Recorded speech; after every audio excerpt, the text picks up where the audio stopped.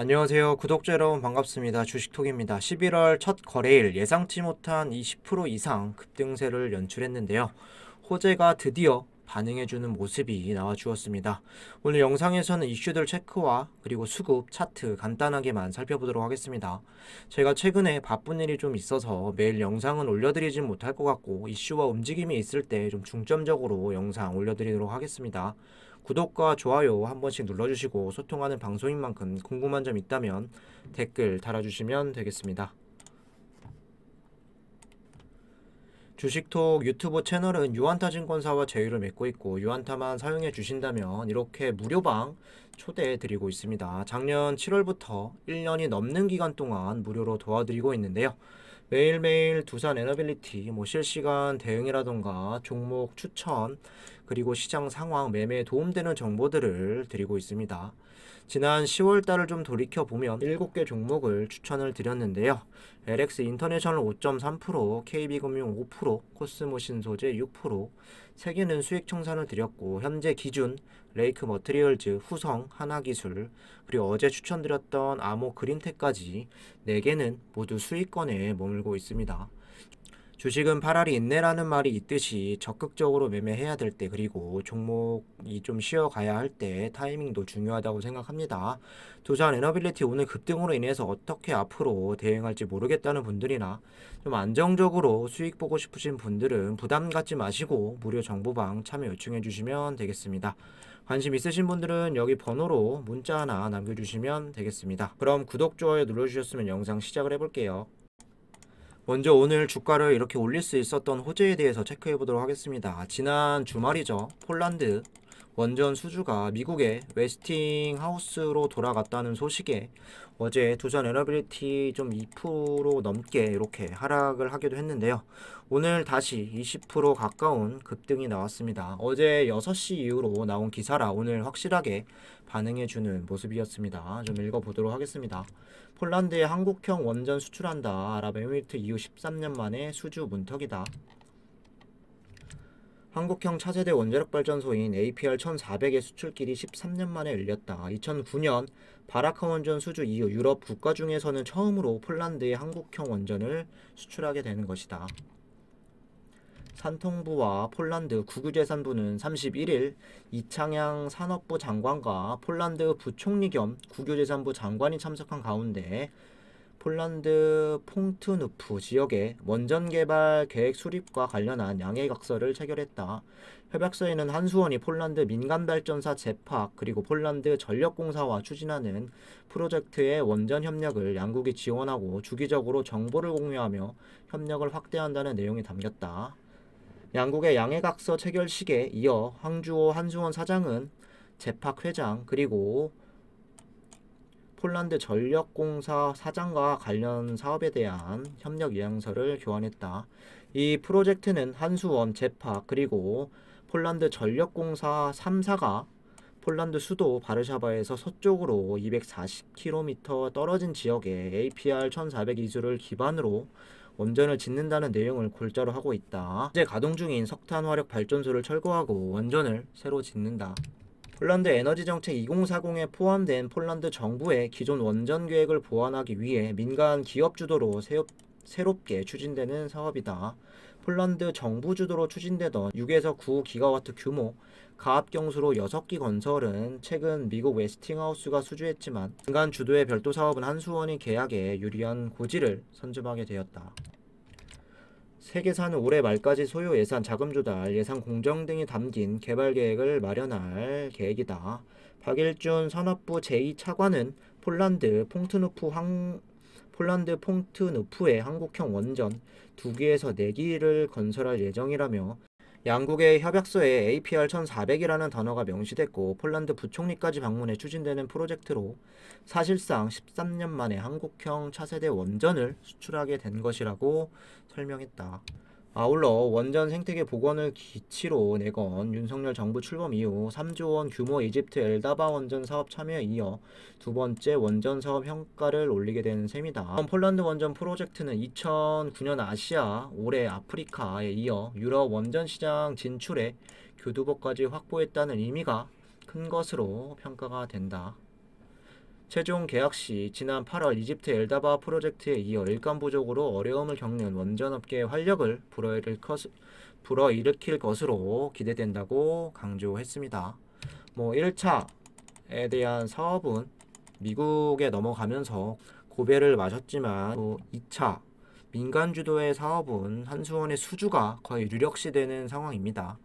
사실 폴란드는 유럽에서 가장 큰 규모의 원전 건설을 추진 중에 있었고 6기 이상 발주가 예상되는 사업이었는데 1차로 웨스팅하우스가 그 부분은 선정이 되었지만 두산 에너빌리티는 1차의 이런 사업에도 좀 서브 벤더로 납품을 기대해 볼 수 있을 것 같고, 그리고 현재 2차 민간 주도로 진행되는 이 한수원이 단독으로 좀 계약을 체결하게 된다면 더 큰 규모로 수주를 달성할 수 있습니다. 매번 말씀드렸듯이 두산 에너빌리티가 숱한 호재에도 다른 원전주에 비해서 반응이 좀 미약했는데요. 수주에 대한 가능성이 점점 더 높아질수록 가장 크게 수혜를 챙길 수 있는 건 두산 에너빌리티로 보시면 되겠습니다. 이어서 이런 기사도 있었는데요. 두산 에너빌리티 LNF 배터리 소재 리사이클링 사업 협력 업무 계약을 체결했다는 소식입니다.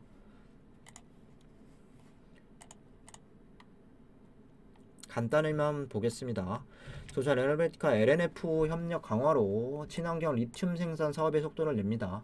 대구에 본사를 두고 있는 LNF는 리튬 이온 2차전지용 양극 소재 분야의 대표 기업으로 배터리 소재 리사이클링 사업 협력을 위한 업무 계약을 체결했습니다. 최근 전기차 시장과 함께 배터리 시장이 빠르게 확대되면서 리튬 수요도 꾸준히 증가하고 있다면서 LNF와 협력을 통해 배터리 리사이클링 사업의 선순환 구조를 마련하고 이를 기반으로 급속도로 성장하는 리튬 시장에 적극 참여할 것이라고 이야기했습니다. 두산 에너빌리티는 지난해 양극재 생산 과정에서 발생하는 폐파우더를 재활용해 리튬을 수출하는 기술을 개발했습니다. 앞서서 원전이라던가 또 SMR 관련 이런 사업뿐만 아니라 폐배터리 재활용 사업에도 힘을 쓰고 있는 모습인데요. LNF라는 2차전지 또 대장주격인 이런 회사와 협력 강화로 전 세계 현재 리튬이 상당히 부족한 상황에서 또 리튬을 추출하게 되는 이런 기술을 포함해서 좀 진출하게 된다면 더 기대할 수 있는 부분이 커진다, 먹거리가 더 다양해진다, 이렇게 좀 보시면 될 것 같습니다. 이어서 차트 흐름 보도록 하겠습니다. 전일 6시 이후 폴란드 원전 관련 이슈가 나오면서 오늘 시초가는 8.3%로 출발을 했고 이전과 다른 모습은 갭 상승 출발 이후에 약세로 좀 이어지는 모습이 좀 예상이 되었으나 다시 2차 VI까지 걸리면서 종가는 19.62%까지 마무리가 되었습니다. 워낙 9월달부터 이렇게 낙폭이 좀 심했고 위에 저항이 많아서 좀 차익 실현에 대한 물량이 나올 수도 있었으나 막판까지 강한 흐름을 유지해준 부분은 좀 의미가 있다 보여집니다. 그만큼 그동안 좀 억눌렸던 매수세가 들어왔다고 볼 수가 있겠는데요. 거래량 같은 경우도 오늘 4,900만이 나오면서 평소에 10배 가까이 좀 나왔습니다. 이렇게 폭발을 하면서 우리가 기다렸던 이런 거래량과 그리고 급등을 보여주었습니다. 제가 이전 영상에서 말씀드렸던 16,000원에서 17,000원 구간대 여기 박스권까지 돌려놓는다라고 한다면 투심은 점점 살아날 수 있다, 이렇게 좀 말씀을 드렸는데 단번에 일단 비슷한 부분까지 좀 급등이 됐고 이제 앞으로가 더 중요할 것 같습니다. 내일은 주가가 어떻게 될지 좀 질문을 주시는 분들도 많으셨는데 사실 내일 더 오를 수도 있고 하락 매물이 나와줄 수도 있습니다. 일단 이슈가 좀 큰 만큼 이번 주는 좋은 분위기를 이제 연속적으로 이어가지 않을까 조심스럽게 예상을 하고 있고, 제일 중요한 건 지수나 그리고 원전 테마나 좀 훈풍이 이어지면서 여기에 계속 순환매가 이어지는 게 더 중요하다, 이렇게 좀 말씀을 드리도록 하겠습니다. 마지막으로 좀 수급 부분 체크해 보도록 하겠습니다. 금일 시장에 대한 전체적인 수급은 외인들이 오늘 코스피 4,900억 매수, 기관도 오늘 1,940억까지 이렇게 좀 매수세가 들어왔는데요. 두산 에너빌리티 주가가 20% 가까이 좀 급등한 거에 비해서 수급의 형태는 좋지 않았습니다.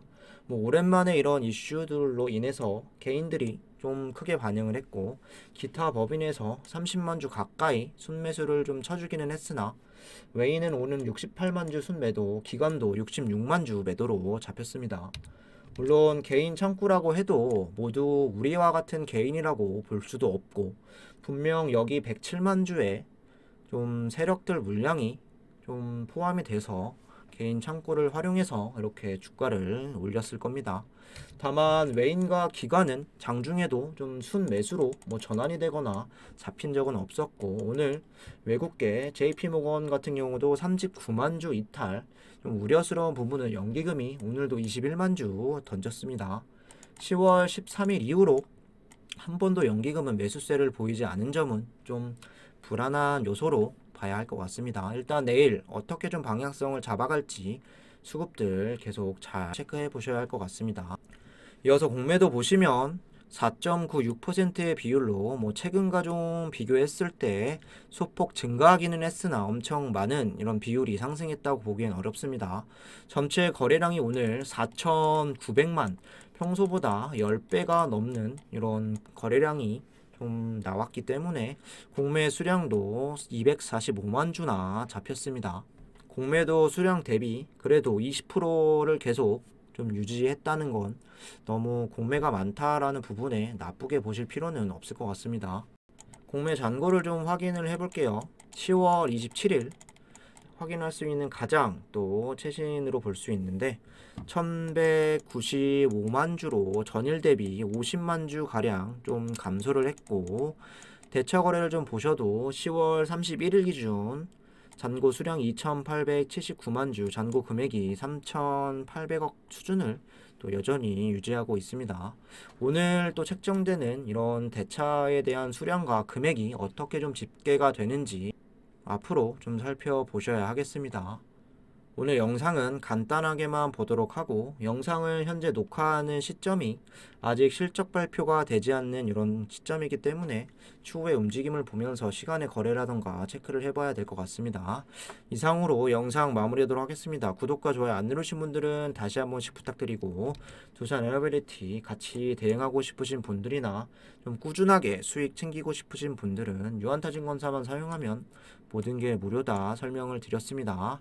관심 있으신 분들은 여기 번호로 문자 하나 남겨주시면 되겠습니다. 감사합니다.